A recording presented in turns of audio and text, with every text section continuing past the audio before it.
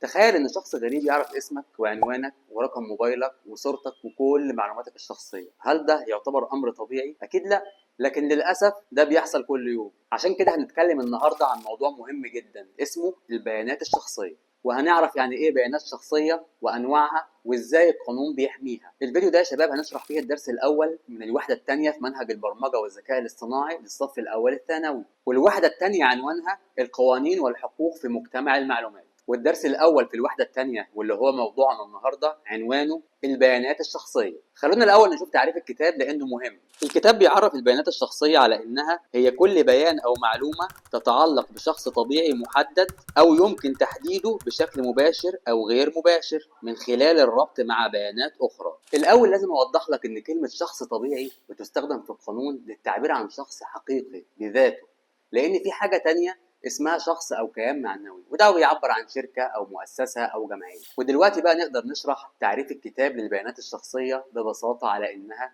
اي معلومه ممكن تخلي حد يعرفك او يحدد شخصيتك، سواء بشكل مباشر من خلال معلومات واضحه وصريحه او بشكل غير مباشر من خلال استخدام المعلومات المتاحه مع بعض الوسائل والحيل لتحديد شخصيتك. يعني مثلا ممكن ادخل رقم موبايلك على بعض التطبيقات المعروفه اللي اقدر اعرف منها اسمك واعرف منها حسابك على الفيسبوك او الواتساب، وممكن اقدر الاقي منها صورتك وكتير من المعلومات اللي انا اقدر احصل عليها من خلال رقم موبايلك. بس البيانات الشخصيه بقى ممكن ببساطه نقسمها لثلاث انواع او ثلاث مجموعات. النوع الاول وهي البيانات الاساسيه، ودي بتضم الاسم والعنوان وتاريخ الميلاد والنوع، وضيف لهم كمان رقم الموبايل والايميل. ودي معلومات اساسيه بتعرف الشخص. وعلى سبيل المثال دي المعلومات اللي هتكون موجوده في السي في بتاعك وانت بتقدم على وظيفه. المعلومات دي ما فيهاش حاجه تقلقك قوي ان شخص غيرك يعرفها او يشوفها، خصوصا لو بيتم تقديمها في سياق محترم زي التقديم على وظيفه او تخليص اجراءات حكوميه. النوع الثاني من البيانات الشخصيه وهو ارقام الهويه الشخصيه، ودي عباره عن الارقام الرسميه المستخدمه لتحديد هويه الشخص، زي بطاقه الرقم القومي او جواز السفر او رخصه القياده. والبيانات دي مش المفروض انك تفصح عنها غير في سياق رسمي فقط. النوع الثالث بقى من البيانات الشخصيه وهو البيانات الشخصيه الحساسه، حساس عندها عالي شويه، وده نوع خطير من البيانات. وده بيضم معلومات عنك زي البيانات البيومتريه بتاعتك زي بصمه العين وبصمه الصباع، بيضم معلومات عن تاريخك المرضي وحالتك الصحيه، بيضم معلومات عن صحيفتك الجنائيه، بيضم معلومات عن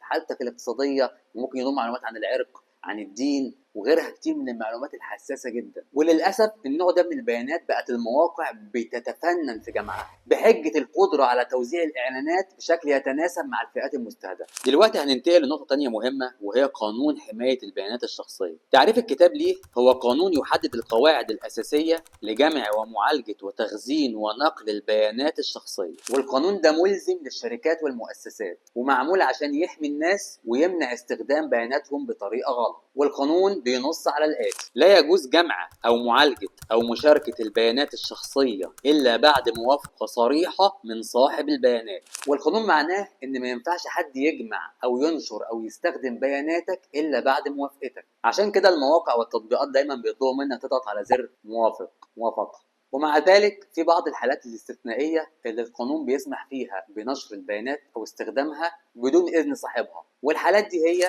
واحد، لما تكون القوانين واللوائح في المكان هي اللي بتنص على ده. 2، لما يكون ده ضروري لحماية الأمن القومي أو المصلحة العامة. 3، لو كان ده ضروري لحماية حياة الشخص أو صحته أو ممتلكاته. 4، لو ده هيساعد في تنفيذ حكم قضائي أو طلب من جهة تحقيق. 5، لو كان ضروري عشان نكمل إجراءات عقد مع شخص أو حماية حقوقه. هننتقل دلوقتي لنقطة مهمة وهي حماية الخصوصية وحق الصورة Protection of Privacy and Image Rights. الحق في الخصوصية هو حق دستوري بيحمي الحياة الخاصة للفرد من أي تدخل غير مشروع، والحق ده منصوص عليه في الدستور المصري في المادة 57. 2، حقوق الصورة. هل ينفع تصور حد وتنزل صورته من غير إذنه؟ طبعا لا، ودي هي حقوق الصورة، وهي حق الفرد في منع الآخرين من تصويره أو استخدام صورته دون إذنه. 3، حقوق الدعاية، هو حق بيحمي استخدام صورة أو اسم الشخص لأغراض تجارية، وحط تحت تجارية دي 100 خط. يعني ما ينفعش تستخدم صورة شخص في إعلان إلا بموافقته. حتى لو هتبني الإعلان ده بالذكاء الاصطناعي مش من حقك تستخدم شخصيته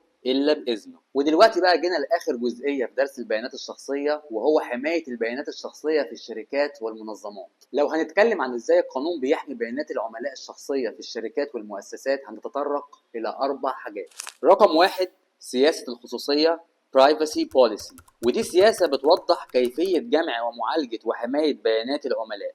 وسياسة الخصوصية دي لازم تكون متاحة للعملاء والمستخدمين للاطلاع عليها، وهتلاقيها تقريبا في كل مواقع الويب والتطبيقات. لازم تلاقي فيها صفحة اسمها سياسة الخصوصية أو Privacy Policy. 2، ترخيص مركز حماية البيانات الشخصية Personal Data Protection Center License. في جهة منظمة في الدولة اسمها مركز حماية البيانات الشخصية. بعض أنواع الشركات لازم تحصل على ترخيص من المركز ده للتأكد من التزامها بالقانون.